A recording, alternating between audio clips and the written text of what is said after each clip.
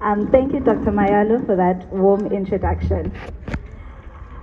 Firstly, Namhlanje, I would like to start by reading or sharing a story of someone that this day means a lot to.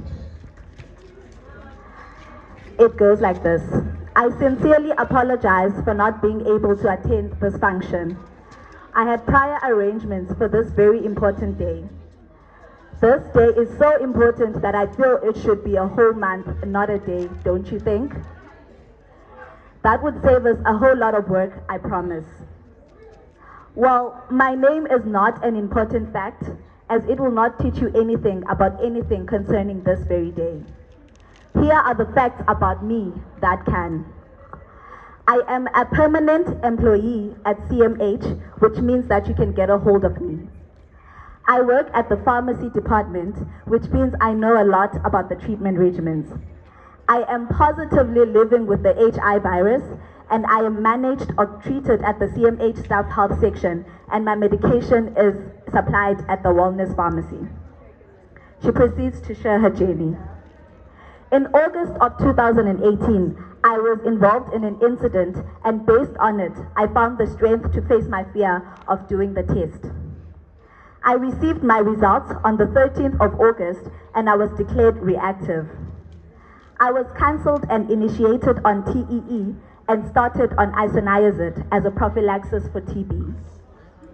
At initiation, my CD4 count was 252 cells, and Bactrim was also added. Since initiation, I have never missed a dose, nor ever been sick. My viral load has been undetectable since the very first withdrew blood from me. After 1 year of taking isoniazid, it was stopped. In September of 2020, I was changed to TLD, and the last CD4 count, which was taken in March of this year, was 437. My journey is lifelong, and I plan to live a long life full of joy, good health, and prosperity. My journey has been remarkable. Yes, there is no cure from this virus, but there's also no need for one to die from it. Fighting it, just as health workers advised, and also having a healthy lifestyle, both physically and mentally, will also assist one into living longer and healthier. This is a lifelong journey that needs one to be disciplined enough to align their will to live with their will to live long with their way of daily living. Those already infected, you are not alone. Those who are not infected, you don't have to be with us. Abstain, be faithful, and condomize. And those affected, support your people. They don't have to die from this. That is the end of the letter. I would like to speak about some important themes that we can get from this story. Firstly, I would like to highlight the positive attitude and the attitude of acceptance that we have heard in the story. This is very important. As people who are living with HIV to accept and be positive about it. Secondly, I would like to touch on the prophylaxis of TB and why. People living with HIV are at high risk of getting infected and getting infections such as TB. Hence, it is very important to prevent that infection. Prophylaxis for TB is given to people with no TB symptoms. So if ungumuntu okhohlelayo already, awuzuyifumani prophylaxis, you will be treated for TB. I would like to highlight the South African history regarding the ARV regimen. In April of 2004, ART was first introduced in South Africa. The available regimens were Stavudin, Lamivudin, and efavirenz. Also, Stavudin, Lamivudin, and nevirapine. In 2009-2010, there was an introduction of tenofovir as a replacement for Stavudin. Stavudin was replaced by tenofovir because of the side effects that Stavudin had. Stubudin used to cause a buffalo hump and a prominent calf ebantwini, which is easy, hence it was stopped. I want to highlight the importance of reporting adverse effects. It is very important that if you notice any adverse effects while you are taking HIV medication, you report it to either a pharmacist or a doctor or a nurse. This will help greatly in the movement or the development of HIV treatments.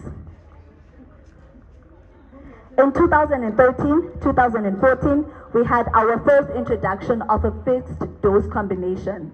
Before this, the ART regimen was taken as single tablet agents, but now we have the introduction of one pill with all the agents in it. And this was tenofovir, lamivudine, and efavirenz. In 2019-2020, we had the introduction of dolutegravir, as also a fixed dose combination of tenofovir, lamivudine, and dolutegravir, which is TLD.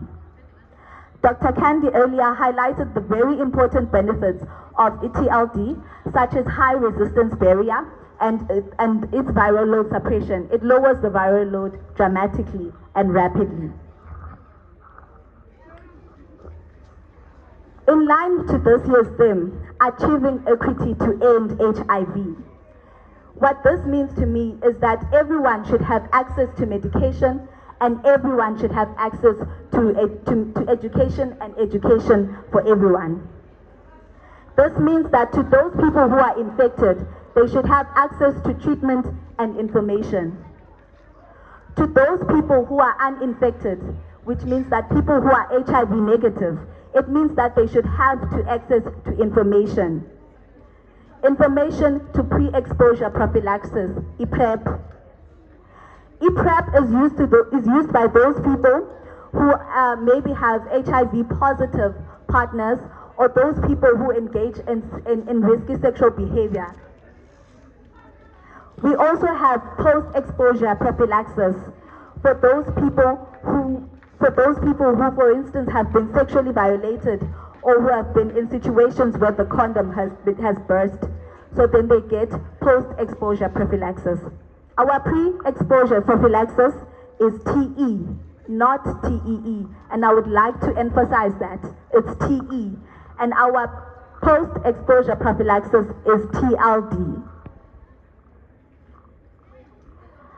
I would also like to encourage our staff members to drop their folders at the staff healthcare center when they are coming to get their medication at the wellness pharmacy. It is much easier for them to do this and the wellness nurses come bring their folders to us rather than them waiting in line outside the wellness pharmacy. Dropping their folders will mean that they can come back the next day to get their medication and they won't be taken away from their jobs. So we highly encourage this as the staff at the wellness pharmacy, that the staff members who collect their medication at the wellness pharmacy, they drop their folders at the wellness staff house, and the nurses at the staff house can then bring the folders to us and they can then get their medication. To end off, I would like to end off with the line from the letter that I had read earlier. To those already infected, you are not alone. We can beat this together. To those who are not infected, you don't have to be us. Abstain, be faithful, and condomize. To those affected, support your people. They don't have to die from this. Thank you very much for your time.